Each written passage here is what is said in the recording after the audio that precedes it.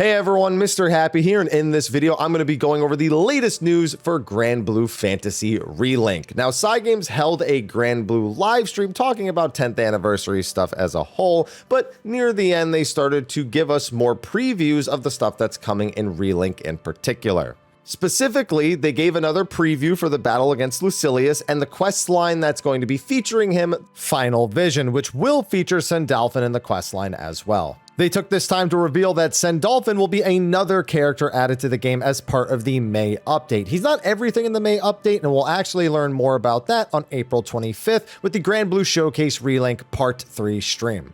They also had some preview videos for both Sandalphon and Twan, both of which are looking pretty good, and I'll give you a brief overview of that footage here in a minute. And finally, with a roadmap update, we got a peek of what paid content is going to be looking like in Granblue, and gotta say, I'm not too excited about that. I wasn't originally, I'm not big on buying skins and stuff like that, but it was even less than that. We'll talk about that near the end. So first of all, the battle against Lucilius. A lot of people are banking on this being the hardest encounter, not just because he's supposed to be the highest level character, but because Lucilius has a lot of legacy to longtime Granblue players as well. He is one of the most difficult bosses and one of the most notorious bosses. Now, the fight does look like it has a ton of mechanics, but I am personally in the boat that I think these will be a matter of learning and not being overly difficult to execute. He has multiple phases here where you're able to destroy orbs, weapons, and he has a ton of attacks from lasers to giant point-blank AoEs, all sorts of things that are just going to be a matter of learning. Relink's gameplay system just makes it so that it's largely a knowledge game and being able to react and make sure you actually get iframes, block frames, whatever. So I think Lucilius will be a good challenge on the day he comes out on March 14th,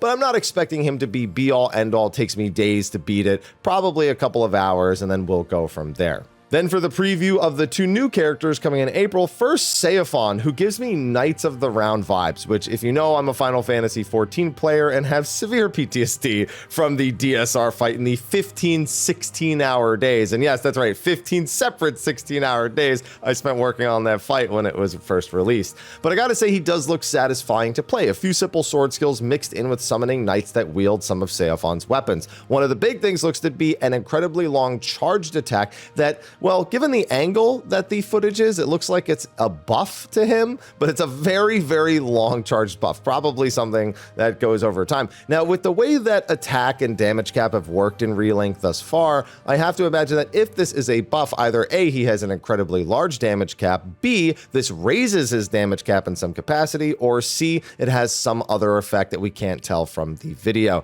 We just know that those are among the most important things, and I don't think the whole damage cap thing is going to be changing anytime soon. Then we go over to Twan, who is infinitely more anticipated than Sandalphon because Twan will be Relink's first bow-wielding character. It's really odd to think that in a fantasy game amongst almost a cast of, 20 characters, 19 characters technically, that there are no bow wielders, tons of swords, couple guns, but no bows. And Twan is going to be bringing that into Relink. Interestingly enough, they look kind of floaty. And I mean, literally, they even say in the Twitter post that she can fly, but she just kind of skirts barely off the ground and has several skills that create distance and move her around safely. So it looks like she's going to be fairly mobile, although it looks like for some of her biggest attacks, she is going to have to hunker down and make sure that she actually, blasts, which, is what you got to do. The more noticeable thing from the preview is how many debuffs she has. Now, when I saw paralysis pop up, I was like, all right, well, that's already great.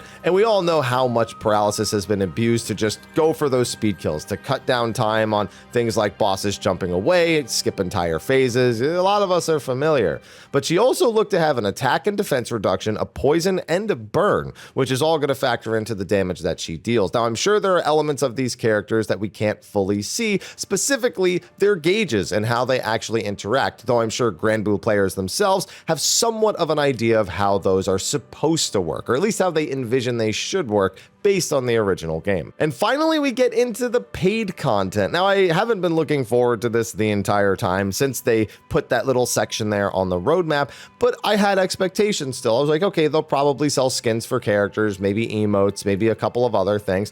And I was almost Correct. There are emotes on there, specifically the rock, paper, scissors, shadow box, and inspire emotes, but there were no skins in the paid content section, which was a huge shocker to me.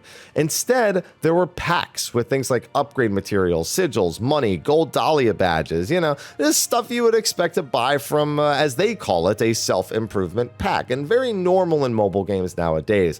Now, there's nothing inherently wrong with having these packs, and in fact, I think that they're not really asking for much for them in the first place. They're like $2 or $3 each, and one of them even features a War Elemental sigil. But I'm also not going to sit here and tell you that I'm excited about these kind of things. It's one of those things that'll exist, I'll basically never interact with it, and I'll move on with my life. I was just disappointed that there were no skins, because I really think that if you want to do paid content and you want people to be excited about paid content in this particular game, or really in any game, cosmetics are number one.